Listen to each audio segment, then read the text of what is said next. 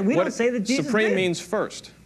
First word, that last doesn't mean, word. in terms of the way that it's going to be enacted, that he's going to have that. You're defining it as a straw man, and then saying we don't have it. We never said that that's what it means. Just define supreme for me then. What it means is that when he speaks to the whole church in the name of Peter and on faith and morals, that is infallible. But he's not the head then of the apostles.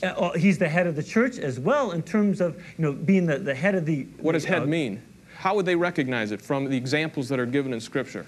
Well, in terms of the examples in Scripture, his choosing of a replacement for Matthias, his being the first one to go and lead John to lay hands on the Samaritans. But he was sent out by the church to do that. Sure. And he came back and they didn't just accept his word. They argued with him. So?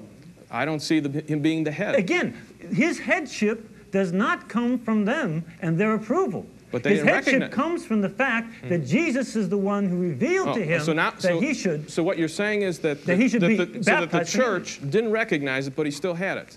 Absolutely, because it comes from Christ, not from the church. That's one of the reasons why it's said to be apostolic and divinely Let's follow that through, is that he had it, but they didn't recognize it. Why didn't they recognize it if they were all there?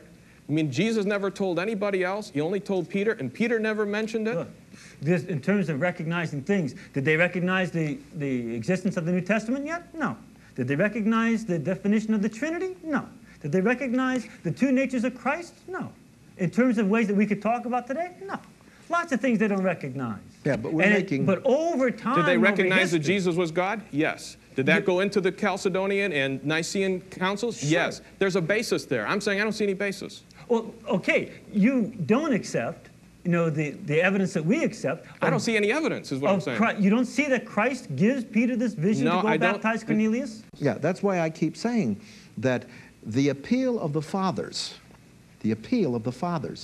is not to the tradition of the church and not to the arguments that were aroused and carried on vigorously amongst themselves. All of them, when they appeal, it's scriptura sola. They're appealing to Scripture, Scripture, Scripture. And what John's saying, what I'm saying is this.